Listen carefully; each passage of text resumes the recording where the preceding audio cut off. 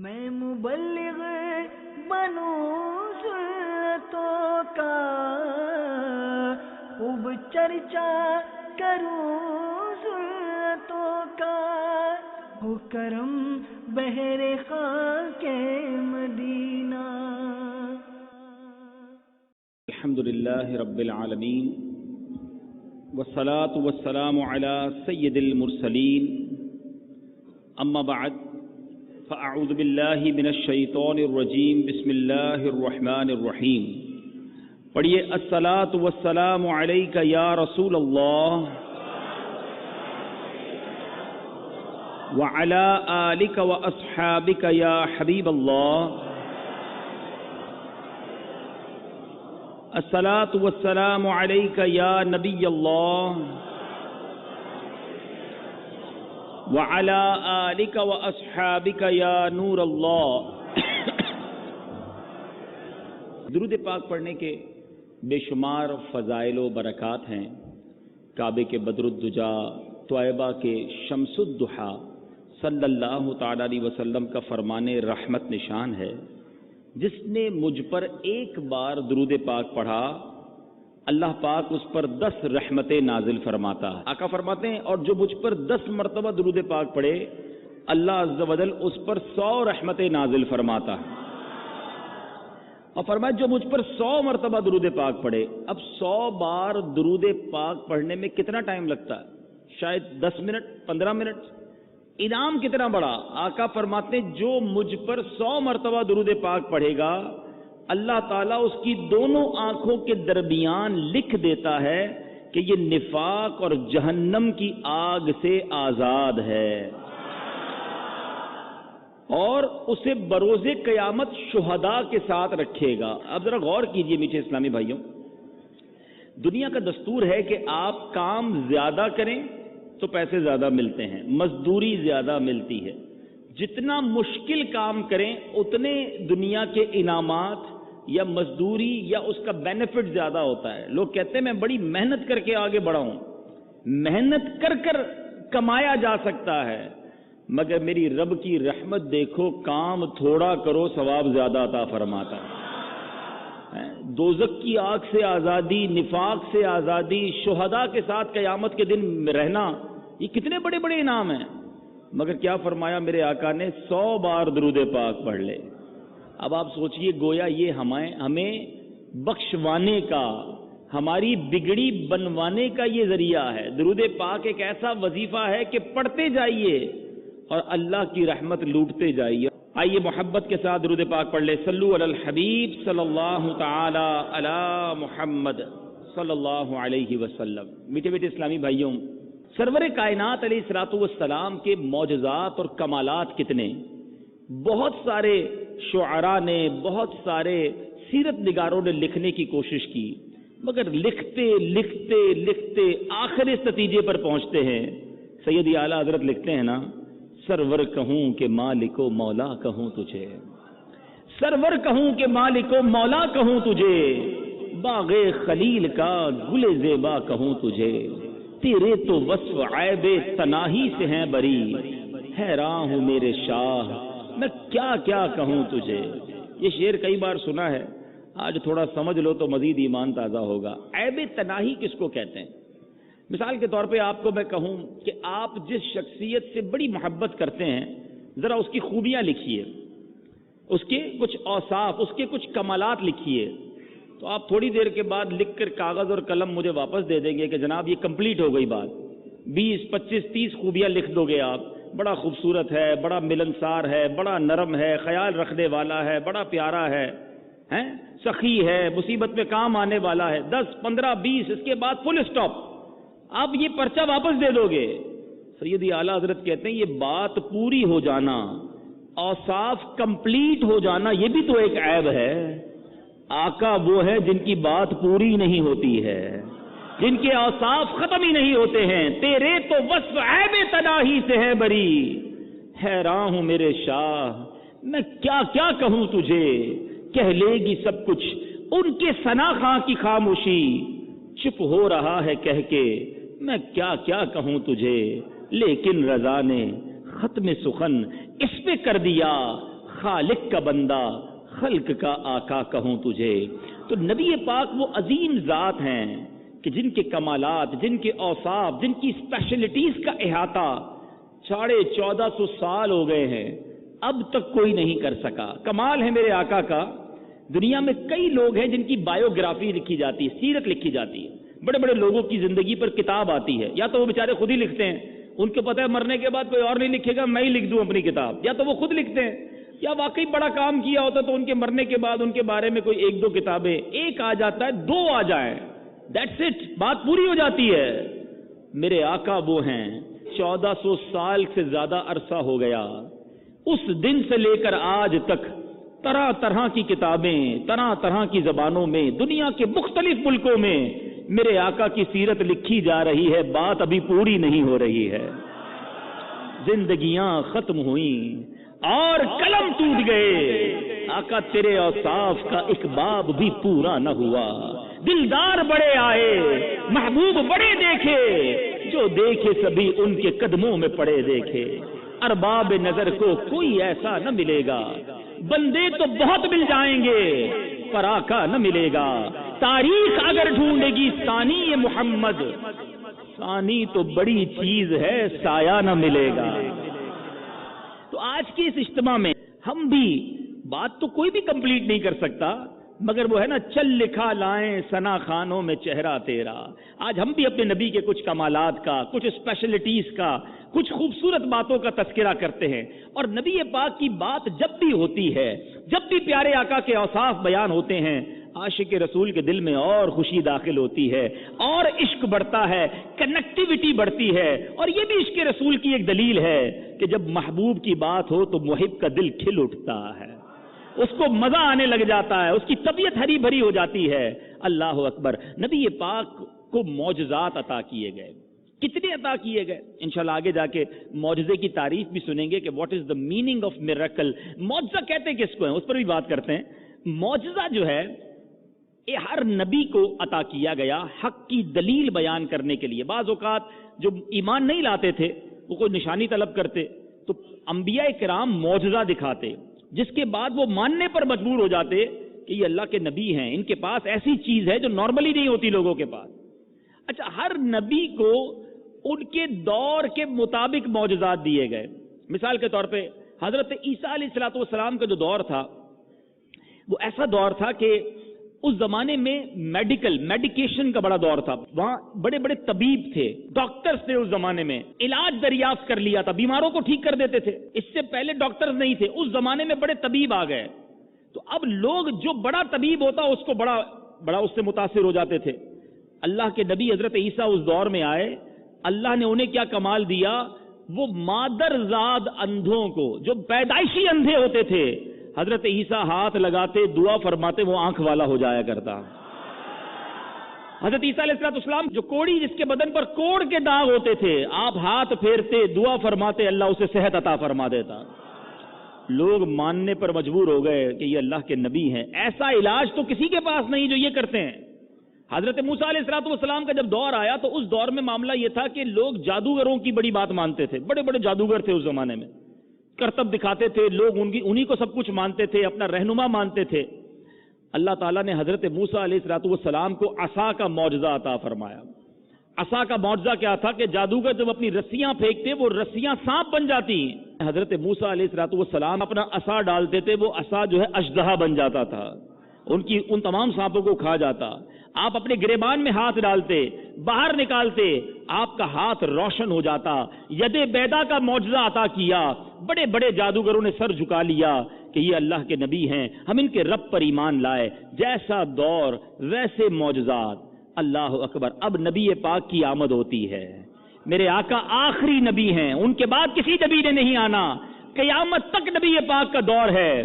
رب نے اپنے حبیب کو کیا شان عطا فرمائی، کم و بیش 1,24,000 انبیاء کو جو معجزات دیے نا، سارے انبیاء کو جتنے معجزات دیے، علماء لکھتے ہیں ان تمام معجزات کا مجموعہ، ٹوٹل آف آل میریکلز، تمام معجزات تھے، ان کا مجموعہ جو ہے وہ نبی پاک کو عطا فرمایا. سب کو، پچھلوں کو جتنے معجزات دیے سارے ملا کر سب نبی پاک کو عطا کیے. بلکہ اس کے علاوہ بھی ایسے معجزات دیے جو کسی کو نہ عطا فرمائے، جس کو خصائص کبریٰ کہا جاتا ہے، ایکسیپشنل، ایکسٹرا آرڈنری، وہ کمالات نبی پاک کو عطا فرمائے۔ جبھی تو سیدی اعلیٰ حضرت امام اہل سنت لکھتے ہیں وہ خدا نے ہے مرتبہ تجھ کو دیا، نہ کسی کو ملے نہ کسی کو ملا، وہ خدا نے ہے مرتبہ تجھ کو دیا، نہ کسی کو ملے نہ کسی کو ملا، کہ کلام مجید نے کھائی شہا، تیرے شہر و کلام و بقا کی قسم، تیرا مسند ناز عرش بری، تیرا محرم راز روح امین، تو ہی سرور ہر دو جہاں ہے شہا، تیرا مثل نہیں ہے خدا کی قسم۔ نبی پاک کو رب نے جیسا بنایا ایسا کسی کو نہ بنایا، سب سے اولا و اعلی، سب سے بالا و اعلی، اپنے مولا کا پیارا، دونوں عالم کا دولہ، یعنی نبی پاک دونوں عالم کے دولہ ہیں۔ یہ سمجھنا بڑا ضروری ہے، یہ کیوں چراغا ہو رہا ہے، یہ کیوں خوشیاں منائی جا رہی ہیں۔ میرے آقا وجہ تخلیق کائنات ہیں، reason of the all creation, ساری کائنات جس کے لیے بنی ہے وہ میرے آقا علیہ الصلوۃ والسلام ہے۔ 12 ربیع الاول کو وہ آیا جس کے صدقے یہ کائنات بنی ہے، اور یہ میں اپنی طرف سے نہیں کہہ رہا، اللہ تبارک و تعالیٰ فرماتا ہے، حدیث قدسی ہے، اے محبوب اگر میں تمہیں نہ بناتا تو دنیا بھی نہ بناتا۔ ہم آئے یہاں اٹھے بھی وہاں، زمین و زمان، وکین و مکان، چنین و چنا، بنے دو جہاں۔ میرے رضا ایسے لکھتے ہی نہیں ہیں، اعلیٰ حضرت کی شاعری احادیث کی طرف کیا شاندار شرح ہے اس کی۔ جبھی اعلیٰ حضرت لکھتے ہیں نا، وہ جو نہ تھے تو کچھ نہ تھا، وہ جو نہ ہو تو کچھ نہ ہو، جان ہے وہ جہان کی، جان ہے تو جہان ہے۔ کس کس کمال کی بات کریں، کس کس معجزے کی بات کریں، میرے آقا تو سر تاپا معجزہ ہیں۔ امام عشق و محبت لکھتے ہیں، سر تاب قدم ہے تنے سلطان زمن پھول، سر تاب قدم ہے تنے سلطان زمن پھول، لب پھول بدن پھول زکن پھول دہن پھول، تنکا بھی ہمارے تو ہلائے نہیں ہلتا، ہم چاہیں تو تنکا بھی نہ ہلے، تنکا بھی ہمارے تو ہلائے نہیں ہلتا، آقا تم چاہو تو ہو جائے ابھی کوہ مہن پھول۔ آقا میرے وہ ہستی ہیں جن کو رب نے اپنے خزانوں کی چابیاں عطا کی، ہر طرح کی اتھارٹی، ہر طرح کا اختیار عطا فرمایا۔ تو آج کچھ حصہ لینے کے لیے، آج کچھ برکت پانے کے لیے، مزید عشق رسول میں اضافے کے لیے آؤ اپنے آقا کے کچھ کمالات سنتے ہیں اور فخر بھی کریں، اللہ کا شکر بھی ادا کریں کہ اللہ نے کیسے نبی کا امتی بنایا، کیسے آقا کا غلام بنایا، جن کا مقام کتنا بلند، جن کا مرتبہ کتنا اعلیٰ۔ حضرت سیدنا جابر رضی اللہ تعالیٰ عنہ، یہ میرے آقا کے بڑے پیارے صحابی ہیں۔ غزوہ خندق کا موقع تھا۔ غزوہ خندق کی اسلامک ہسٹری میں، اسلامی تاریخ میں بڑا انوکھا غزوہ ہے، بڑی انوکھی لڑائی ہے۔ اس سے پہلے کبھی اس طرح کی لڑائی نہیں لڑی گئی تھی۔ پہلے کیسے لڑتے تھے لوگ، جنگ کیسے ہوتی تھی، سامنے فوجیں ادھر فوجیں، آپس میں لڑائی ہوتی تھی، ٹکراؤ ہوتا تھا۔ اب یہ کیسے جنگ لڑی گئی؟ حضرت سیدنا سلمان فارسی رضی اللہ تعالیٰ عنہ، انہوں نے ایک بڑا خوبصورت آئیڈیا دیا، مشورہ دیا کہ ہم ایسا کرتے ہیں، ہم پہاڑ کے قریب قیام کرتے ہیں، ہماری پیٹھ پر پہاڑ ہوگا، سامنے خندق، ٹنل، کھڈا جس کو ہم کہتے ہیں نا، یہ کھود دیتے ہیں اور اس میں آگ جلا دیتے ہیں۔ دشمن سامنے کی طرف ہوگا، وہ ہماری طرف آ ہی نہیں سکے گا، ہم سیکیور رہیں گے۔ یہ بڑا نیا انداز تھا۔ پیارے آقا علیہ الصلوۃ والسلام کو آئیڈیا بڑا پسند آیا، مشورہ بڑا پسند آیا۔ طے ہو گیا کہ جناب اب خندق کھودی جائے گی۔ مسلمانوں کا کمال یہ تھا کہ ہر کام اپنے ہاتھ سے کرنا ہے۔ آج ہمیں بلڈنگ بنانی ہے، ہم فوراً ٹھیکیدار کو فون کرتے ہیں، آؤ بھائی ذرا کھڈا کھودو، بلڈنگ بناؤ، مشینیں آتی ہیں، وہ کھڈا کھودنا شروع ہو جاتی ہے۔ نہیں، اتنا بڑا گہرا گھڑا کھودنا تھا، مگر صحابہ اپنے ہاتھ سے اس کام کر رہے تھے اور بڑی خوشی خوشی کام کر رہے تھے۔ اللہ کے رسول کی اطاعت تھی نا، نعرے بھی لگا رہے تھے، جوش بھی ایک دوسرے کا بڑھا رہے تھے اور چٹان کھود رہے تھے۔ اور الحمدللہ میرے آقا کی شان دیکھو، اپنے غلاموں کے ساتھ اس کام میں ہاتھ بھی بٹا رہے تھے۔ اب بڑا عجیب معاملہ ہوا۔ حضرت جابر کہتے ہیں کہ ایک ایسی چٹان، کھڈا کھودتے کھودتے، خندق کھودتے کھودتے چٹان سامنے آ گئی، ایک ایسا پتھر آ گیا کہ سب نے کوشش کر لی اس پتھر نے نہ ہل کر دیا. کبھی کبھی ہوتا ہے ہمارے یہاں بھی, جب بندہ کوئی دیوار توڑ رہا ہوتا ہے تو پلر آ جاتا ہے, زمین میں کھڈا کھودے تو بڑا سخت کانکریٹ کا پتھر آ جاتا ہے. ایسا ہی ہوا, سارے صحابہ نے کوشش کر لی, جو ہے وہ نہیں ٹوٹ رہی تھی. صحابہ کمال تھے, صحابہ کا عقیدہ بھی کمال تھا. ارے بھائی پتھر نہیں ٹوٹ رہا تو اب کسی ماہر تعمیرات کو بلاؤ نا, کوئی اور پلان کرو کہ اور زور سے اس پر ضرب لگائی جائے. صحابہ کا جب بھی کوئی کام اٹکتا تھا نبی پاک کے قدموں میں حاضر ہو جاتے تھے. جو چاہیے ہوتا آقا سے مانگتے, کیونکہ انہیں پتا تھا نہیں سنتا ہی نہیں مانگنے والا تیرا. آقا علیہ الصلوۃ والسلام کے پاس آئے حضور, اور یہ بخاری شریف کی حدیث ہے. اچھا, تو پیارے آقا علیہ الصلوۃ والسلام کی بارگاہ میں جب آئے نا تو یہ ماجرا عرض کیا. آقا علیہ الصلوۃ والسلام کو 3 دن کا فاقہ تھا. نبی پاک کے پیٹ مبارک پر پتھر بندھا ہوا تھا. آپ سمجھتے جب بندہ بھوک میں ہو ویسے ہی جان نہیں ہوتی, ویسے ہی ہمت جواب دے جاتی ہے. اللہ نے اپنے حبیب کو کیسی طاقت عطا فرمائی تھی. پیٹ پر پتھر ہے, 3 دن کا فاقہ ہے.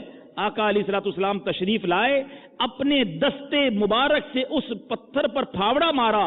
ایک ہی وار مارنا تھا کہ وہ چٹان ریت کی طرح بھر بھرے ٹیلے میں تبدیل ہو گئی. اعلیٰ حضرت کیا لکھتے ہیں, دیکھیں ہر بات پر اعلیٰ حضرت کا شعر یاد آ جاتا ہے. اور کیا بات ہے سیدی اعلیٰ حضرت کی, ہر جگہ خوبصورت بات کی ہے. ایسے ہی نہیں کرتے نا, وہ فرماتے جس کو بارے دو عالم کی پرواہ نہیں, جس کو بارے دو عالم کی پرواہ نہیں, ایسے بازو کی قوت پہ لاکھوں سلام. اللہ نے کیسی قوت عطا فرمائی کہ ایک پھاوڑا مارتے ہیں, ایک ضرب لگاتے ہیں, وہ چٹان جو کئی صحابہ کوشش کر رہے تھے اپنی جگہ سے ہل نہ رہی تھی, بالکل مٹی کی طرح بھر بھرے ٹیلے میں تبدیل ہو گئی. اب کیا ہوا, ایک روایت میں یوں بھی ہے کہ نبی پاک نے چٹان پر 3 بار جب پھاوڑا مارا تو ہر ضرب پر اس میں سے ایک روشنی نکلتی, ایک لائٹ نکلتی. اور آپ علیہ الصلوۃ والسلام نے 3 بار جو مارا اور اس میں 3 بار لائٹ نکلی تو شام, ایران اور یمن کے شہروں کو اس لائٹ میں دیکھا. اور آقا نے تینوں ملکوں کے فتح ہونے کی صحابہ کرام کو بشارت بھی عطا فرما دی کہ آگے جا کر یہ تینوں ملک ایران, شام اور یمن مسلمان فتح کر لیں گے. اور یہ پیشن گوئی بھی پوری ہوئی. سبحان اللہ. اب فاقے تو تھے, بھوک بھی تھی. اب حضرت جابر رضی اللہ تعالیٰ عنہ نے جب نبی پاک کے پیٹ پر پتھر بندھا ہوا دیکھا تو کہتے میرا دل بھر آیا. اپنے گھر آیا, اپنی زوجہ سے کہا کہ نبی پاک کو میں نے بڑی بھوک کے عالم میں دیکھا ہے, پیٹ پر پتھر بندھا ہوا ہے, فاقہ ہے, ہمارے گھر میں کچھ ہے کھانے کو؟ تو انہوں نے کہا گھر میں 1 سا 4 کلو کے قریب کو کہتے ہیں, 4 کلو جو کے سوا کچھ بھی نہیں ہے گھر میں. تو میں نے کہا تم جلدی سے اس جو کو پیس کر آٹا بنا لو, گوندھ لو, اور اپنے گھر میں ایک بکری کا بچہ پلا ہوا ہے, اس کو ذبح کرو, اس کی بوٹیاں بناؤ, جلدی جلدی سالن اور روٹیاں تیار کرو, میں نبی پاک علیہ الصلوۃ والسلام کو لے کر آتا ہوں. تو آپ کی زوجہ نے کہا دیکھو چند صحابہ لانا, ایک بکری کا بچہ ہے, 4 کلو آٹا ہے, کتنے لوگ کھائیں گے؟ اتنے زیادہ افراد کو مت لانا کہ ہم رسوا ہو جائیں, سب کو بھوک لگی ہوئی ہے, لیکن چند صحابہ لانا. حضرت جابر نبی پاک علیہ الصلوۃ والسلام کے پاس پہنچے, کہا یا رسول اللہ صلی اللہ تعالیٰ علیہ وسلم میرے گھر چلیے, ایک بکری کے بچے کا گوشت تیار کیا ہے, تھوڑے سے آٹا تھا, جو میں روٹی تیار کی ہے, چند صحابہ کو لائیے اور ہمارے گھر آ کر دعوت کھانا کھا لیجیے. اللہ اکبر. نبی پاک تو سب کے آقا ہے نا, رحمت للعالمین ہیں, 1000 کے قریب صحابہ موجود ہیں. میرے آقا کی رحمت یہ کیسے گوارا کرتی کہ سب بھوکے ہیں اور چند کھانا کھا لیں. نبی پاک علیہ الصلوۃ والسلام نے کیا فرمایا, چلو حضرت جابر کے گھر پہ دعوت ہے, سب چلو میرے ساتھ. آقا علیہ الصلوۃ والسلام نے 1000 لوگوں میں اعلان کر دیا کہ سب کو دعوت ہے. اب ذرا سوچئے ہمارے ساتھ بھی کبھی ایسا ہوتا ہے, ہم نے 2-4 لوگوں کا کھانا بنایا ہو اور اتنے سارے لوگ آ جائیں تو ہم شرمندہ گھومتے ہیں, پھر جلدی جلدی انتظام کرتے ہیں. ویسے چلے لگے ہاتھوں یہ بات کر لوں کہ بغیر دعوت کسی کے گھر نہیں جانا چاہیے. ہاں, جس کو دعوت دی گئی وہی جائے. ہم جاتے جاتے 2 دوست بھی ساتھ لے جاتے ہیں, ایسا نہیں کرنا چاہیے. روایتوں میں بغیر دعوت کوئی کسی کے گھر گیا تو وہ چور بن کر گیا, ایسا نہیں کرنا چاہیے, اس کے لیے شرمندگی کا باعث ہے. مگر میرے آقا نے اب کیا کمال کیا, آؤ میں بتاتا ہوں. نبی پاک ایسے ہی نہیں لے گئے تھے. پیارے آقا علیہ الصلوۃ والسلام نے کیا کیا, سنتے جائیے اور ایمان تازہ کرتے جائیے. پیارے آقا علیہ الصلوۃ والسلام جب گھر کی طرف جانے لگے تو حضرت جابر سے فرمایا جب تک میں نہ آ جاؤں روٹیاں مت پکوانا, چنانچہ جب نبی پاک علیہ الصلوۃ والسلام تشریف لائے تو جو آٹا گوندا ہوا تھا نا اس میں اپنا لعاب دہن ملا دیا. مگر کمال دیکھیں صحابہ کرام کی نبی پاک سے محبت کو. ہے دنیا میں کوئی ایسا حسین، ہے کوئی دنیا میں ایسا محبوب جس کا لعاب کسی کو اچھا لگے؟ صحابہ کے سامنے نبی پاک نے اپنا لعاب دہن اس روٹیوں کے آٹے میں ملا دیا. اب اس آٹے کو گوندا گیا. آقا نے فرمایا اور گوشت کی ہانڈی جو تھی اس میں بھی اپنا لعاب دہن ڈال دیا. اللہ اکبر. صحابہ کی قسمت پر جانے قربان، کھانا بھی کھایا تو کیسا کھایا؟ آقا کا لعاب ملا ہوا کھانا. اب کیا ہوا؟ کہتے اب روٹی پکاؤ اور ہانڈی چولہے سے نہیں اتارنی، ہانڈی چولہے پہ رہنے دینا اور روٹی پکانا شروع کرو. حضرت جابر کہتے ہیں کہ ان کی اہلیہ نے ہنڈیا سے گوشت نکال کر دینا شروع کیا. روٹیاں پکتی رہیں، تھوڑے تھوڑے صحابہ آتے رہے کھاتے رہے، آتے رہے کھاتے رہے. کہتی 1000 صحابہ نے کھانا کھا لیا، ہنڈیا بھری ہوئی، آٹا ویسے کا ویسے ہی رکھا ہوا ہے. اچھا اب سبحان اللہ، اب اور سنتے جائیے. اب نبی پاک علیہ الصلوۃ والسلام نے اب کیا کیا؟ کھانا پورا ہو گیا، لوگوں نے کھا لیا. آپ نے اب اس ہڈیوں کو جمع کیا، جس ہڈیوں جو بکری کی ہڈیاں تھیں نا وہ ہڈیاں بھی جمع کی. نبی پاک نے ان پر ہاتھ پھیرا، کچھ کلام پڑھا. میرے آقا کی ایک اور معجزہ دیکھیں کہ جس بکری کا گوشت کھایا تھا وہی بکری کان جھاڑتے ہوئے کھڑی ہو کر چلنے لگ گئی.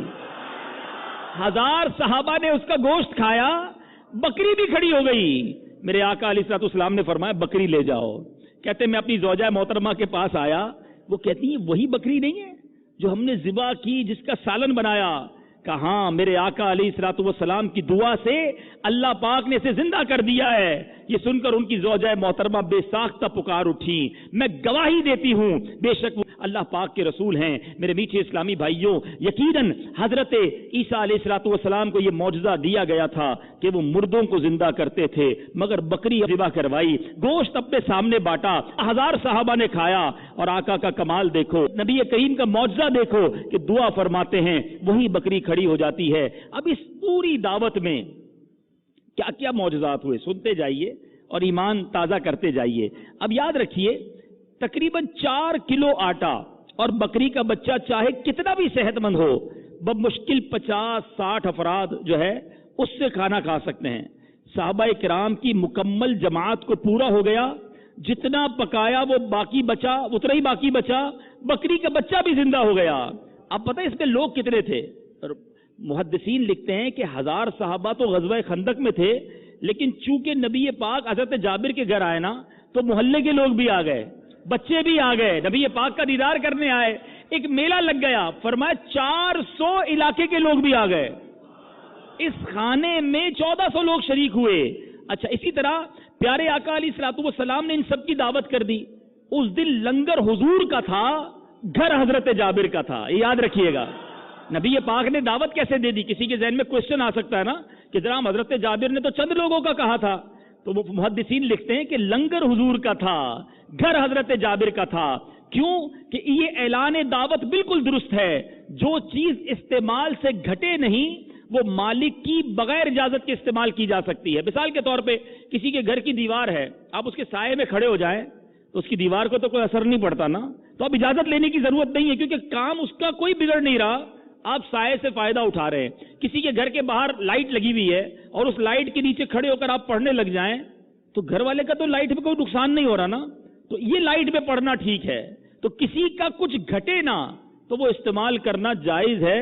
حضرت جابر کا تو کچھ بھی نہ گھٹا، سارے صحابہ نے کھانا کھا لیا اور بکری بھی زندہ کر دی. سبحان اللہ. میرے میٹھے اسلامی بھائیوں، اب آتے ہیں معجزہ کسے کہتے ہیں. حضرت مفتی احمد یار خان نعیمی رحمۃ اللہ تعالی علیہ معجزے کی تعریف بیان کرتے ہوئے فرماتے ہیں وہ کام جس کے مقابلے سے بلکہ اس کی سمجھ سے مخلوق عاجز ہو اسے معجزہ کہتے ہیں. شریعت کی اصطلاح میں معجزہ ہر وہ عجیب و غریب خلاف عادت کام ہے جو نبوت کا دعویٰ کرنے والے کے ہاتھ پر ظاہر ہو. دعوی نبوت سے پہلے نبوت کا دعویٰ نہیں کیا، اس سے پہلے بھی ایسے کمالات ظاہر ہوئے. جیسے نبی پاک علیہ الصلوۃ والسلام ابھی جھولے میں تھے، مہد میں تھے. میرے آقا کے کمال کا انداز تو دیکھو. حضرت عباس رضی اللہ تعالیٰ نبی پاک کے چچا ہیں. کہتے یا رسول اللہ صلی اللہ تعالیٰ علیہ وسلم، آپ پر ایمان لانے کی ایک وجہ یہ بنی جب آپ چھوٹے تھے نا، آپ جھولے میں تھے، مہد میں تھے، میں نے دیکھا کہ آپ جدھر انگلی اٹھاتے تھے چاند ادھر جاتا تھا، آپ جدھر اشارہ کرتے چاند اس طرف جاتا تھا۔ اچھا کمال کی بات دیکھو، آج مجھے اور آپ کو کوئی کہے یار بچپن میں تم یہ کرتے تھے، ہمارے بعضوں کا چاچا ماموں پرانے رشتہ دار آتے نا تو کہتے تمہیں پتا ہے تم شرارتیں کتنی کرتے تھے بچپن میں، یوں بھی تم نے یہ بھی گڑبڑ کی تھی، یہ بھی کام کیا تھا۔ اب ہم شرمندہ ہو جاتے ہیں، پتہ نہیں کر لیا ہوگا بچپن میں، یاد تو کچھ نہیں ہے، اب جو کہہ رہے ہیں تو ٹھیک ہی کہہ رہے ہوں گے، شرمندہ تو نہ کریں بھائی، ہیں؟ تو یہ لوگ ہمیں بتاتے ہیں کہ تم نے بچپن میں یہ کیا تھا، ہمیں یاد نہیں ہوتا۔ میرے آقا کی شان دیکھو، جب حضرت عباس رضی اللہ تعالیٰ عنہ نے عرض کیا کہ حضور میں نے دیکھا کہ آپ جب جھولے میں ہوتے تھے، آپ جدھر انگلی اٹھاتے چاند اس طرف جھک جاتا۔ آقا نے یہ نہیں فرمایا چچا جان مجھے تو یاد نہیں ہے، میرے آقا فرماتے جس کا مضمون ہے ہاں چاند مجھ سے باتیں کرتا تھا، میں اس سے باتیں کرتا تھا، وہ میرا دل بہلایا کرتا تھا، میں اللہ کی بارگاہ میں چاند کے سجدے کرنے کی آواز بھی سنتا تھا۔ اللہ اکبر۔ نبی پاک کو یہ بھی معلوم تھا کہ جب آقا مہد میں جھولے میں تھے تو نبی پاک کو کیسے کمالات حاصل تھے، پھر کیوں نہ بریلی کے تاجدار لکھیں چاند جھک جاتا جدھر انگلی اٹھاتے مہد میں، چاند جھک جاتا جدھر انگلی اٹھاتے مہد میں، کیا ہی چلتا تھا اشاروں پر کھلونا نور کا۔ یاد رہے کہ یہ اعلان نبوت سے پہلے جو واقعات ہیں یہ ارہاس کہلاتے ہیں۔ اولیاء اللہ کے ہاتھوں سے کوئی ایسے عجیب و غریب معاملات ظاہر ہوں اسے کرامت کہتے ہیں۔ اب یہاں ہم تھوڑی سی مسٹیک کر جاتے ہیں، ہمیں یہ پتا ہونا چاہیے کہ معجزہ فقط نبی سے ہوتا ہے، کرامت یہ اولیاء کرام سے ہوتی ہے، اور جو عام مسلمانوں کے ساتھ بھی کبھی کبھی ایسے واقعات ہو جاتے ہیں مومنین کے ساتھ تو اسے معونت کہتے ہیں۔ کفار بھی کرتب دکھاتے ہیں، جن کا ایمان نہیں وہ بھی ایسے الٹے سیدھے بعض اوقات معاملات دکھاتے ہیں، تو وہ معجزہ کرامت نہیں، اس کو استدراج کہتے ہیں۔ اب ذرا غور کیجئے، ہم کبھی کبھی کہتے ہیں یار آج تو معجزہ ہو گیا، آج تو یہ کام ہو گیا، معجزہ ہو گیا۔ یہ معجزہ ہم نے آپس میں استعمال نہیں کرنا لفظ، یہ فقط نبیوں کے لیے استعمال ہوگا، ٹھیک ہے؟ چلے یہ شرعی مسئلہ بھی ساتھ ساتھ سمجھتے جائیے۔ اب نبی پاک علیہ الصلوۃ والسلام کے معجزات کا تذکرہ ہو رہا ہے۔ میرے آقا علیہ الصلوۃ والسلام کو رب نے اتنے کمالات، اتنی برکتیں عطا فرمائیں، اتنا مقام عطا فرمایا۔ علماء ایک بڑی پیاری بات بیان کرتے ہیں، علماء کہتے ہیں جتنے میرے آقا نے معجزات دکھائے نا، یہ سارے معجزات، چاہے چاند کو دو ٹکڑے کرنا ہو، چاہے سورج کو واپس پلٹانا ہو، چاہے حدیبیہ کے مقام پر انگلیوں سے پانی کے چشمے جاری ہونا ہو، 1500 صحابہ کا سیراب ہو جانا ہو، یا حضرت ابو ہریرہ کا وہ پیالہ ہو کہ ایک دودھ کے پیالے میں 70 صحابہ سیراب ہو جائیں، یہ جتنے بھی معجزات ہیں اس کی ایک طویل فہرست ہے۔ علماء کہتے ہیں یہ سارے معجزات میرے آقا علیہ الصلوۃ والسلام کے لیے نارمل سی بات ہے، یہ آرڈنری کام ہے۔ آقا کا جو مرتبہ ہے نا، نبی پاک کا جو مقام ہے نا، اس مقام کے مطابق تو دو ہی معجزات ہیں جو پیارے آقا کے مقام کے لائق اور مقام کے مطابق ہیں۔ سبحان اللہ۔ وہ دو معجزات کون سے وہ بھی عرض کرتا ہوں، مگر سوچیے اللہ نے کیسا، رب نے کیسا اپنا حبیب بنایا اور کتنے کمالات عطا فرمائے۔ ایک بار صحابہ کرام علیہم رضوان نبی پاک کی بارگاہ میں حاضر تھے، رات کا وقت ہو گیا، باتیں کرتے کرتے دیر ہو گئی، اب واپسی کا وقت آیا تو صحابی رسول عرض کرتے حضور واپس جانا ہے، روشنی نہیں ہے۔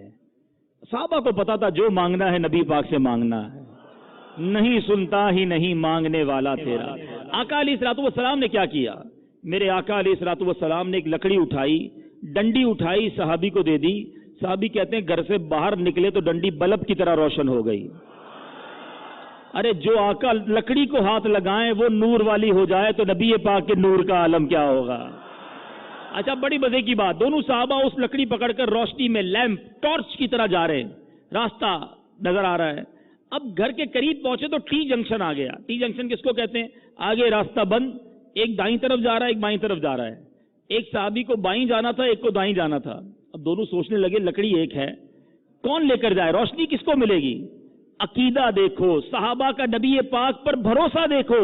ایک اور لکڑی اٹھاتے ہیں، اس لکڑی سے ٹچ کرتے ہیں وہ بھی بلب کی طرح روشن ہو جاتی ہے۔ اب کس کس کمال کی بات کریں، نبی پاک کے نور ہم کیوں نہ کہیں، میرے آقا وہ نورانی ہیں۔ اعلیٰ حضرت کہتے کاف گیسو ہا دہن یا ابرو آنکھیں عین ساد، کاف ہا یا عین صاد، ان کا ہے چہرہ نور کا، شمع دل مشکات تن سینہ زجاجہ نور کا، آقا تیری صورت کے لیے آیا ہے سورہ نور کا، یہ جو مہر و ماں پہ ہے اطلاق آتا نور کا، بھیک تیرے نام کی ہے استعارہ نور کا، آقا وہ نورانی آقا ہیں، آقا تو نور ہیں، اے غلاموں ہمارا عقیدہ ہے کہ تیری نسل پاک میں ہے بچہ بچہ نور کا، آقا تیری نسل پاک میں ہے بچہ بچہ نور کا، تو ہے عین نور، تیرا سب گھرانہ نور کا، آقا تو نور ہے، آپ کا گھرانہ بھی نور ہے۔ تو اے میرے میٹھے اسلامی بھائیوں، اتنے سارے معجزات ہیں جس کو بیان کرنا ممکن نہیں، مگر دو معجزات علماء لکھتے ہیں کہ ایک معجزہ وہ ہے معراج کا معجزہ، اللہ کے حبیب کو رب نے اپنا دیدار کروایا، یہ شرف یہ مقام دنیا میں کسی اور کو نہ ملا۔ حضرت موسیٰ علیہ السلام نے تمنا کی تھی نا، یا اللہ میں تجھے دیکھنا چاہتا ہوں، اچھا آپ کلیم اللہ ہیں، بات تو کیا کرتے تھے اللہ سے، عرض کی مولا تجھے دیکھنا چاہتا ہوں، اللہ نے فرمایا لن ترانی، اے موسیٰ نہیں دیکھ سکو گے، پھر ریکویسٹ کی، اب کیا ہوا، کوہ طور پر تجلی نازل ہوئی، دیدار نہیں ہوا، اللہ کی ایک تجلی نازل ہوئی، حضرت موسیٰ علیہ السلام بے ہوش ہو گئے، تاب نہیں لا سکے، انکانشیس بے ہوش ہو گئے۔ ذرا غور کیجئے، کلیم اللہ ہیں، التجا کر رہے ہیں، یا اللہ تیرا دیدار کرنا ہے، جواب آ رہا ہے لن ترانی، اے موسیٰ نہیں دیکھ سکو گے۔ اور دوسری طرف جب محبوب کی بات آتی ہے، ام ہانی کے گھر آقا آرام فرما رہے ہیں، جبریل امین کو بھیجا جا رہا ہے، کہیں تو وہ جوش لن ترانی، کہیں تقاضے وصال کے تھے، آقا کو خود بلایا جا رہا ہے۔ آج تک یہ اشعار سنے ہوں گے آپ نے، اب ذرا توجہ کیجئے، ایمان تازہ ہو جائے گا۔ شاعر لکھتے ہیں نا، قصہ طور و معراج سمجھے کوئی، ایک طور ہے حضرت موسیٰ نہ دیکھ سکے، بے ہوش ہو گئے، اور ایک معراج ہے جہاں اپنے حبیب کو خود بلایا جا رہا ہے۔ قصہ طور و معراج سمجھے کوئی، فرق مطلوب و طالب کا دیکھے کوئی بے ہوش جلووں میں گم ہے کوئی بے ہوش جلووں میں گم ہے کوئی، کس کو دیکھا یہ موسیٰ سے پوچھے کوئی، آنکھ والوں کی ہمت پہ لاکھوں سلام۔ تو اللہ کے حبیب کو رب نے اپنا دیدار کروایا، یہ وہ معجزہ ہے جو علماء کہتے ہیں یہ میرے آقا کی شان مرتبے کے لائق۔ اور اس سے بڑا معجزہ جس کو اعظم المعجزات کہا گیا، بگیسٹ میریکل، سب سے بڑا معجزہ، یہ وہ معجزہ ہے میرے بیچے اسلامی بھائیوں۔ اب تک جتنے معجزے ہم بیان کرتے آ رہے ہیں، سنتے آ رہے ہیں، بچپن سے سنتے آ رہے ہیں، اچھا کمال یہ ہے کہ نبی پاک کے کمالات جب بھی سنے ایمان تازہ ہو جاتا ہے۔ شاید میں نے کوئی بھی نئی بات بیان نہیں کی ہوگی، شاید آپ نے سارے واقعات کئی بار سنے ہوں گے، مگر آقا کی بات اتنی نرالی ہے، جتنی بار سنو ہر بار مزہ آتا ہے۔ وہ بات پرانی نہیں ہوتی ہے، وہ بات ہر بار نئی لگتی ہے، ہر بار دلوں کو چھو جاتی ہے، کیونکہ میرے آقا ہیں ہی اتنے پیارے، ان کا ذکر ہی اتنا خوبصورت ہے۔ لیکن یہ سارے معجزات ہم نے سنے ہیں، صحابہ نے دیکھے ہیں، دے آر وٹنس، انہوں نے دیکھا تھا، وہ اپنی آنکھوں کے سامنے دیکھتے تھے کہ سورج واپس پلٹ رہا ہے، اپنی آنکھوں کے سامنے دیکھتے تھے کہ چاند دو ٹکڑے ہو رہا ہے، انہیں پیاس لگتی تھی، پانی چاہیے ہوتا تھا، آقا سے عرض کرتے تھے، نبی پاک ہاتھ اٹھاتے بارش برسنا شروع ہو جاتی، جب انہیں لگتا بارش بہت ہو گئی پھر آقا کے دربار میں آتے، حضور بارش رکوائیے، آقا پھر ہاتھ اٹھاتے بارش رک جاتی، وہ کیوں نہ جان دے دیتے، وہ کیوں نہ سب قربان کرتے، اپنی آنکھوں سے یہ معجزات دیکھ رہے تھے۔ صحابہ نے دیکھا ہے، ہم نے فقط سنا ہے، مگر اب جس معجزے کی بات کرنے جا رہا ہوں میٹھے اسلامی بھائیوں، جس کو اعظم المعجزات کہا گیا، بگیسٹ میریکل، سب سے بڑا معجزہ، وہ معجزہ ہے قرآن مجید فرقان حمید۔ خود قرآن کہتا ہے نا کہ اگر ہم اس کو کسی پہاڑ پر نازل کرتے تو پہاڑ بھی ریزہ ریزہ ہو جاتا۔ اللہ نے قلب مصطفیٰ صلی اللہ تعالی علیہ وسلم کو وہ طاقت بخشی کہ قرآن کا، وحی الہی کا جو بوجھ تھا، اللہ نے وہ مرتبہ عطا فرمایا، اور آج قرآن ہمارے درمیان موجود ہے۔ مگر اے میلاد منانے والو، اے نبی پاک سے سچی محبت کرنے والو، محبت کا دعویٰ کرنے والو، ہم کتنا قرآن پڑھتے ہیں؟ ہماری کنیکٹیوٹی قرآن سے کتنی ہے؟ ذرا سوچئے نا، قرآن کا مقام کتنا بڑا ہے کبھی سوچا؟ مولا علی کرم اللہ تعالی وجہ الکریم فرماتے ہیں جب میرا جی چاہتا ہے میں اللہ سے بات کروں میں نماز پڑھنے لگ جاتا ہوں، اور جب جی چاہتا ہے رب مجھ سے بات کرے میں قرآن پڑھنے لگ جاتا ہوں۔ قرآن کا یہ مقام ہے، اللہ کا کلام ہے نا۔ پیارے آقا علیہ الصلوۃ والسلام فرماتے وہ دل ویران ہے جس میں کچھ قرآن نہیں ہے۔ سب سے بڑا معجزہ ہمارے درمیان ہے، تو کیوں نہیں برکتیں حاصل کر سکتے؟ اپنے دل کو نور قرآن سے کیوں نہ جگمگا لیں، اپنے دل میں کیوں نہ قرآن کی شمع کو روشن کریں؟ تو آؤ نیت کرتے ہیں، مدنی انعام بھی تو ہے ہمیں دعوت اسلامی کے مدنی ماحول میں عطا کیا گیا کہ کیا آج آپ نے 3 آیتوں کی تلاوت، ترجمہ اور تفسیر پڑھ لی ہے؟ آؤ نیت کرتے ہیں انشاءاللہ روزانہ کم از کم کچھ نہ کچھ قرآن پاک ضرور پڑھیں گے۔ اور ترجمہ قرآن سبحان اللہ عاشق ماہ رسالت کا، اعلیٰ حضرت کا ترجمہ قرآن کنز الایمان پڑھیں۔ تفسیر قرآن پڑھنی ہو تو ماشاءاللہ مکتبۃ المدینہ نے بڑی آسان اردو میں ہمیں تفسیر قرآن صراط الجنان عطا کر دی ہے، پڑھتے جائیں، پوری خرید نہیں سکتے، اب ایپلیکیشن کے ذریعے فری ڈاؤن لوڈ کر لے، سب کے پاس تقریباً اسمارٹ فون ہوتا ہے، اس کے اندر آپ تفسیر قرآن پڑھتے جائیں۔ اتنا بڑا مقام جس کا ہونا ہے، دنیا میں کیا ہوتا ہے؟ کسی کو پیسے مل جائیں، شہرت مل جائے، نام مل جائے، وہ دوسروں کی خیال نہیں رکھتا، وہ اس کی ٹور ہی الگ ہو جاتی ہے، اس کا اسٹائل ہی الگ ہو جاتا ہے۔ پہلے کوئی کورنگی میں رہتا تھا، مال و دولت آ گیا، ڈیفینس میں شفٹ ہو گیا، اب کورنگی آتا بھی نہیں ہے، کورنگی والوں سے شاید ملتا بھی نہیں ہوگا، بھائی یہ غریب لوگ ہیں میں کیا مل کے، ٹھیک ہے پرانے محلے دار ہیں مگر اب میرا مقام اور ہے، اب میرا اسٹیٹس اور ہے، اب میرا انداز اور ہونا چاہیے۔ یہ غلط بات ہے، ہمیں عاجزی کا پیکر رہنا ہے۔ نبی پاک دیکھو اتنا بڑا مقام ہے مگر ہر جگہ ہم غلاموں کو یاد رکھا ہے، ہر موقع پہ ہمارا خیال رکھا ہے۔ اتنا روئے میرے آقا امت کے لیے کہ بریلی کے تاجدار لکھتے ہیں اللہ کیا جہنم اب بھی نہ سرد ہوگا، اللہ کیا جہنم اب بھی نہ سرد ہوگا، رو رو کے مصطفیٰ نے دریا بہا دیے۔ اپنی امت کے لیے کتنا خیال رکھا۔ اب سنو، آقا فرماتے ہیں مجھے 3 ایسے دعائیں، ایسے سوال تھے۔ آقا ویسے تو ساری دعائیں نبی پاک کی قبول ہیں مگر 3 دعائیں خاص عطا کی گئیں کہ جو مانگیں گے عطا کیا جائے گا۔ آقا فرماتے ہیں 2 بار تو میں نے دنیا میں مانگ لیا ہے سوال۔ کیا مانگا؟ اپنے لیے مانگا، اپنے بچوں کے لیے مانگا۔ نبی پاک نے 2 بار فرماتے میں نے دعا کر لی ہے، اللہم اغفر لی امتی، اللہم اغفر لی امتی، اے اللہ میری امت کی بخشش فرما دے، اے اللہ میری امت کی مغفرت فرما۔ آقا فرماتے 3 سوال میں نے باقی رکھا ہوا ہے، 3 سوال گویا بچا کے رکھا ہے، اور وہ کیا ہے؟ آقا فرماتے ہیں میں نے اس دن کے لیے بچا کے رکھا ہے جس میں مخلوق الہی میری طرف نیاز مند ہوگی، یہاں تک کہ اللہ پاک کے خلیل حضرت ابراہیم بھی میرے نیاز مند ہوں گے، یعنی قیامت کے دن میں وہ 3 سوال کروں گا، اللہ کی بارگاہ میں شفاعت کی خیرات طلب کروں گا، اور میرا رب میری آرزو کو، میری اس تمنا کو پوری فرمائے گا۔ اللہ اکبر، میرے آقا کا مرتبہ دیکھو کہ قیامت کا دن ہوگا، حضرت ابراہیم کو بھی نبی پاک کی حاجت ہوگی، جبھی تو اعلیٰ حضرت فرماتے ہیں نا وہ جہنم میں گیا جو ان سے مستغنی ہوا، وہ جہنم میں گیا جو ان سے مستغنی ہوا، ہے خلیل اللہ کو حاجت رسول اللہ کی۔ ایسے آقا ہمیں ملے ہیں جن کے پیچھے انبیاء بھی گویا نیاز مند ہوں گے۔ اللہ ہمیں نبی پاک کی سچی غلامی عطا فرمائے۔ آقا نے ہر موقع پر اپنی امت کو یاد رکھا ہے۔ اب آخر میں ایک ایمان افروز بات اور سنتے چلے جاؤ اور عشق رسول میں اضافہ ہوگا۔ آقا نے دنیا میں تو یاد رکھا، پیدا ہوئے تو کیا کیا؟ رب حبلی امتی کہتے ہوئے پیدا ہوئے، حق نے فرمایا کہ بخشا الصلاۃ والسلام۔ آقا راتوں کو جاگتے رہے، امت کے غم میں آنسو بہاتے رہے، آپ اتنے طویل قیام کرتے آپ کے پیروں میں ورم پڑ جاتے۔ اس کے بعد جب معراج کی شب رب کی بارگاہ میں گئے، ادھر بھی گناہگار امت کو نہ بھولے، ادھر بھی ہمیں یاد رکھا۔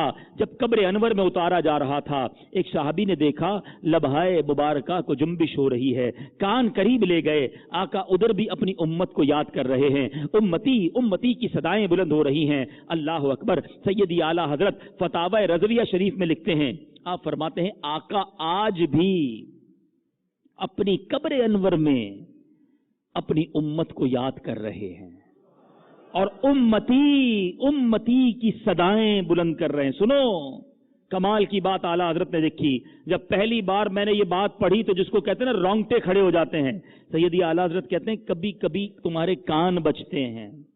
ایسا کبھی آپ کی زندگی میں بھی ہوا ہوگا, انسان کو لگتا ہے کوئی آواز آئی ہے, حالانکہ کوئی آواز کسی اور کو سنائی نہیں دیتی, جس کو ہم کہتے ہیں کان بج رہے ہیں.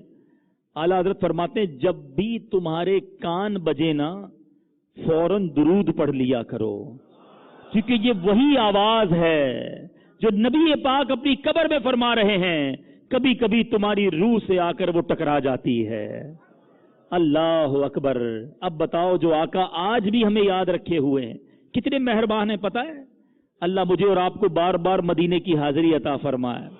آج بھی غلام جب مدینے جاتا ہے نا, امتی جب آقا کے روضے پر جاتا ہے, آج تھوڑا مال مل جائے, مرتبہ مل جائے, لوگ سلام میں پہل نہیں کرتے, کہتے میں بڑا ہوں یہ سلام کرے. سنو میرے آقا کا کمال. علماء کہتے ہیں آج بھی کوئی روضہ رسول پر حاضری دے, اس سے پہلے کہ غلام سلام عرض کرے آقا اپنی عادت کے مطابق خود سلام ارشاد فرماتے. جو نہ بھولا ہم غریبوں کو رضا. اعلیٰ حضرت کہتے ہیں نا جو نہ بھولا ہم غریبوں کو رضا, یاد اس کی اپنی عادت کیجیے. ہم نے خطا میں نہ کی تم نے عطا میں نہ کی. ہم خطائیں کرتے رہے اور کرتے چلے جا رہے ہیں, مگر وہ ہیں کہ ہم گناہگاروں کو پھر بھی نبھا رہے ہیں. ہم نے خطا میں نہ کی تم نے عطا میں نہ کی. کوئی کمی سرورا تم پہ کروڑوں درود, گندے نکم میں کمی مہنگے ہوں کوڑی کے تیر, کون ہمیں پالتا تم پہ کروڑوں درود, کر کے تمہارے گناہ مانگے تمہاری بنا, پھر بھی تم کہو دامن میں آ تم پہ کروڑوں درود. اعلیٰ حضرت لکھتے ہیں چور حاکم سے چھپا کرتے ہیں یا اس کے خلاف. دنیا کا دستور ہے کوئی چوری کر لینا, کوئی جرم کر لے تو پولیس والوں سے, گورنمنٹ کے لوگوں سے چھپتا ہے کہ نظر آ جاؤں گا تو پکڑا جاؤں گا. آقا وہ ہیں کہ ان کے دامن میں جا کر ان کا چور خود ہی چھپ جاتا ہے, وہ اسے بھی نبھا لیتے ہیں. چور حاکم سے چھپا کرتے ہیں یا اس کے خلاف تیرے ہی دامن میں چھپے چور انوکھا تیرا. میرے آقا وہ کریم ہیں جو امت پر بڑے مہربان ہیں, بڑے غم گسار ہیں. وہ آج بھی یاد کر رہے ہیں. اور دیکھو یاد رکھنا محشر کے دن بھی نبی پاک اپنے امتیوں کو تلاش کریں گے, ڈھونڈیں گے. اللہ کی بارگاہ میں حدیث پاک کا مضمون ہے, میرے آقا فرماتے ہیں اور نبیوں کو نور کے ممبر دیے جائیں گے. میں اپنے ممبر پر اس وقت تک نہ بیٹھوں گا جب تک اپنے امتیوں کو جنت میں نہ داخل کروا لوں. کیسے ڈھونڈیں گے اپنے امتیوں کو؟ مولانا حسن رضا خان صاحب لکھتے ہیں نا, فرماتے وہ پاک دل کے نہیں جس کو اپنا اندیشہ. آقا کو اپنا کوئی خوف نہیں, آپ تو بخشے بخشائے ہیں, مگر ہمارے لیے کتنے غمزدہ ہوں گے. فرمایا وہ پاک دل کے نہیں جس کو اپنا اندیشہ, ہجوم فکر و تردد میں گر گیا ہوگا. عزیز بچے کو ماں جس طرح تلاش کرے. بچہ گم ہو جائے ماں کیسے ڈھونڈتی ہے, پوچھو ماں سے. آقا اسی طرح اپنے امتیوں کو ڈھونڈ رہے ہوں گے. عزیز بچے کو ماں جس طرح تلاش کرے, خدا گواہ یہی حال آپ کا ہوگا. کوئی قریب ترازو کوئی لبے کوثر, کوئی صراط میں ان کو پکارتا ہوگا. کوئی کہے گا دعا ہی ہے تاج والے کی, تو کوئی تھام کے دامن لپٹ گیا ہوگا. کوئی پیاسا کہے گا آقا جام کوثر پلا دو. کوئی پل صراط پر کہے گا آقا پار لگا دو. کوئی کہے گا آقا اعمال کھل رہے ہیں میرے اعمال پہ پردہ ڈال دو. کوئی قریب ترازو کوئی لبے کوثر, کوئی صراط پہ ان کو پکارتا ہوگا. آقا ادھر جھڑکیں گے نہیں, ادھر ہمیں دھتکاریں گے نہیں. حالانکہ محشر کا میدان وہ ہے میرے میٹھے اسلامی بھائیوں جو ماں بھی منع کر دے گی بیٹا تیری میں آج کوئی مدد نہیں کر سکتی. باپ جس نے ہاتھ پکڑ کر چلنا سکھایا وہ بھی کہہ دے گا بیٹا آج میں تمہاری کوئی مدد نہیں کر سکتا. ماں جب اکلوتے کو چھوڑے آ آ کہہ کے بلاتے یہ. باپ جہاں بیٹے سے بھاگے لطف وہاں فرماتے یہ. प्यास लगेगी ना, ठंडा ठंडा मीठा मीठा पीते हम हैं, पिलाते ये हैं। आमाल खुलेंगे, हमें तो पहले ही पता है बेड़ा गरक है, गंदे आमाल है, सिया हो गया आमाल नामा, मगर उम्मीद ये है कि अपने कर्म से हम हल्कों का पल्ला भारी बनाते ये हैं। रंगे बेरंगों का पर्दा दामन ढक के छुपाते ये, अपनी बनी हम आप बिगाड़े, हमने तो बिगाड़ी अपनी सारी बात। हमें मालूम था कि नमाज पढ़ना फर्ज है, हमें मालूम था कि गुनाह नहीं करने, हमें मालूम था गलत नहीं देखना, हम तक ये पैगाम पहुंच चुका कि हराम नहीं सुनना, हराम नहीं खाना, बुरे काम नहीं करने, मगर नबी की नहीं मानी, शैतान की मानते रहे। अपनी बनी हम आप बिगाड़े, कौन बनाए, बनाते ये है। सल्लिम सल्लिम की ढारस से पुल सिरात खतरनाक पुल होगा, मगर देखो मेरे आका उधर भी रब्बे सल्लिम उम्मती की सदाएं बुलंद कर रहे होंगे। सल्लिम सल्लिम की ढारस से पुल से पार चलाते ये है। कितनी मेहरबानियां है। कोई मुजरिम को चाहता है, कोई नाफरमान से खुश होता है? अपने मुजरिमों को, अपनी बात ना मानने वालों को कोई करीब नहीं लाता, मगर आका वो है कि तुम उसके तलबगार हो, तुम उसके तरफदार जो तुमको निकम्मे से निकम्मा नजर आए। लगाते हो उसको भी सीने से आका जो होता नहीं मुंह लगाने के काबिल। अपने खतावारों को अपने ही दामन में लो। अरे खतावार तो बच्चा भी अच्छा नहीं लगता, हमारा बेटा हमारी बात ना माने हम उसे डांटते हैं, घर से निकाल देते हैं। आका कैसे करीम है, अपने खतावारों को अपने ही दामन में लो। कौन करे ये भला, तुम पे करोड़ों दुरूद करके तुम्हारे गुनाह मांगे तुम्हारी बना, और तुम कहो दामन में आ, तुम पे करोड़ों दुरूद। फिर क्यों ना नबी पाक से टूट कर मोहब्बत करे, फिर क्यों ना सारी कायनात में सबसे ज्यादा प्यार अपने आका से करे जो इतने मेहरबान, इतने शफीक, हमारे इतनी खताओं के बावजूद हमें निभाने वाले। फिर क्यों ना उनसे दिलो जान से प्यार करे। और याद रखना, ईमान कंप्लीट नहीं होगा, मुकम्मल नहीं होगा जब तक नबी पाक को सबसे हम ज्यादा ना चाहें। आका खुद फरमाते हैं, ला युमिनु अहदुकुम हत्ता अकून अहब्बा इलैहि मिन वालिदिही व वलदिही वन नासी अजमाइन। आका फरमाते तुम्हारा ईमान उस वक्त तक कामिल नहीं हो सकता, तुम कामिल मोमिन नहीं हो सकते। हदीस का मजमून है, जब तक मैं तुम्हारे नजदीक तुम्हारे घर बार औलाद माँ बाप सबसे ज्यादा प्यारा ना हो, मोहब्बत सबसे ज्यादा मुझसे ना करो। हम नारा तो लगाते हैं गुलामी रसूल में मौत भी कबूल है, मगर मैं आपसे पूछना चाहता हूं, ऐ मिलाद मनाने वालों, जिसको मौत कबूल है उसको नमाज कबूल क्यों नहीं है? क्या नबी पाक के गुलाम की नमाज कज़ा हो सकती है? जिसे मौत कबूल है उसे नबी पाक की सुन्नतें कबूल क्यों नहीं है? उसे प्यारे आका का सच बोलने वाली आदत कबूल क्यों नहीं है? नबी का गुलाम कभी झूठ बोल सकता है, धोखा दे सकता है? क्या वो हराम काम कर सकता है, शराब पी सकता है, वो जुआरी बन सकता है, वो बद अखलाकी और बेहयाई के कामों में मुलव्विस हो सकता है? सोचिए ना। याद रखो, मेरे आका फरमाते, फमन रग़िब अन सुन्नती फलैसा मिन्नी, जिसने मेरी सुन्नत से मुंह मोड़ा वो मुझसे नहीं। कहीं ऐसा ना हो कि क़यामत के दिन नबी पाक नाराज हो जाएं।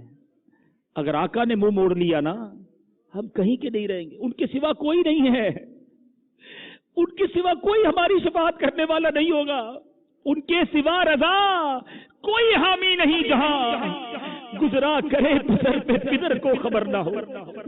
आका के सिवा तो है ही नहीं कोई हमारा। मेरे तो आप ही सब कुछ है रहमते आलम, मेरे तो आप ही सब कुछ है रहमते आलम। मैं जी रहा हूं ज़माने में आप ही के लिए। आका नाराज होंगे तो मारे जाएंगे। ऐसे काम न करो जो नबी पाक की नाराजगी का सबब बने। आका फरमाए कि नमाजों में मेरी आंखों की ठंडक है। हदीस का मजमून है, आओ आज पक्की सच्ची नीयत करके जाओ, कुछ भी हो जाए آج کے بعد ہماری کوئی نماز قضا نہیں ہوگی. سنو سنت پر عمل کرنا کس قدر برکتوں کا کام ہے, کس قدر رحمتوں کا کام ہے. میرے آقا فرماتے ہیں مدینے والے مصطفیٰ صلی اللہ تعالی علیہ وسلم, جس کا مضمون ہے کہ جس نے میری سنت سے محبت کی اس نے مجھ سے محبت کی, اور جس نے مجھ سے محبت کی وہ میرے ساتھ جنت میں ہوگا. آقا کے ساتھ جنت میں جانا ہے نا تو اپنا چہرہ سنتوں والا بنا لو, اپنا لباس, اپنا کردار. یاد رکھیں, ایک آخری بات کر دیتا ہوں, بعض اوقات لباس چہرہ سنتوں والا ہو بھی جاتا ہے, بہت اچھی بات ہے, مگر کردار بھی سنتوں والا ہونا چاہیے. امامہ پہننا یقیناً سنت ہے, داڑھی رکھنا تو اہم ترین سنت ہے, نہ رکھنے والا گناہگار ہے. سنتوں والا لباس بہت بڑی سعادت ہے, سیدھے ہاتھ سے کھانا, بیٹھ کر کھانا بڑی سعادت. مگر یہ 4-5 ہی سنتیں نہیں ہیں. سچ بولنا بھی تو سنت ہے, دھوکہ نہ دینا بھی تو سنت ہے, ظلم نہ کرنا بھی تو سنت ہے, نرمی اختیار کرنا بھی تو سنت ہے, اپنے پڑوسیوں کا, والدین کا, گھر بار والوں کا خیال رکھنا بھی تو سنت ہے, وعدہ وقت پر پورا کرنا بھی تو سنت ہے, کاروبار میں پیسے وقت پر لوٹا دینا بھی تو سنت ہے. 4-5-6 سنتیں عمل کر کے باقی سارے کام الٹے ہو رہے ہیں. نہ کریں ایسا. اس بار ایسی پکی سچی نیت کریں, میرا سراپا بھی سنت والا ہوگا, میرا کردار بھی سنت والا ہوگا. اپنا آپ سجا کر میلاد بناؤ, پھر دیکھو نبی پاک کیسی نگاہ رحمت فرماتے ہیں. اللہ تعالیٰ مجھے اور آپ کو برکت عطا فرمائے, پیارے آقا کی سچی غلامی نصیب فرمائے. میں مبلغ بنوں سنتوں کا, خوب چرچا کروں سنتوں کا, ہو کرم بہر خاک مدینہ.